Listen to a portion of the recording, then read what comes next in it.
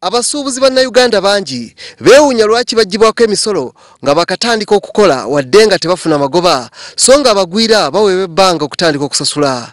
Ekitongole kya URA obuzibu buno babusibye ku basuubuzi ba kuno okukola emirimu gyabwe mu nkukutu ne batalaga nsaasaanya yaabwe. Tolina bbanga lyoweebwa liryawo lyankalakkalira lyetuyinza okugamba muno buli bizinensi bw'omuntu bw'ogitandika olina okumala emyaka 3 ng'okola bukozi nga tetuyinza kuyingirawo nedda. Kye tusiika okutunuulira si kyekiseera naye kyetutunuulira kiri nti akoze alina kyafunye ng'amagoba then awo tujja ku magoba okufuna omusolo naye bw'obanga obadde tofuna magoba tetuyinza kujjako omusolo nakati.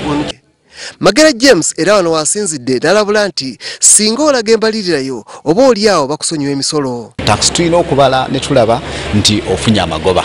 Ate okusookera ddala gw'ogamba nti nataddemu ssente bwe ziti era n'ensaasaanya bwe ziti n'amagoba bwe gati.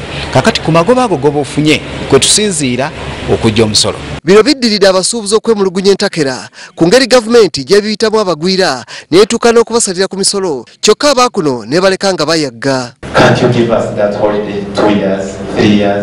Ebyo nga biri bityo kampuni ya Waridi yayongedde okweyubula nga kati omuntu asobola okujja ensimbi za Waridi pesa ku byuma ebiwandula ensimbi oba ATM ng'enkola eno bagitandise ne banka ya Equity. So tolina kuba na account mu Equity Bank kyolina okubanga olina okuba n'essimu ng'ate essimu yo eri ku Waridi pesa. Enkola eno esuubira okusikiriza abantu okweyongera okutereka ensimbi zaabwe nga si kyangu omuntu omulala okuzikubbako.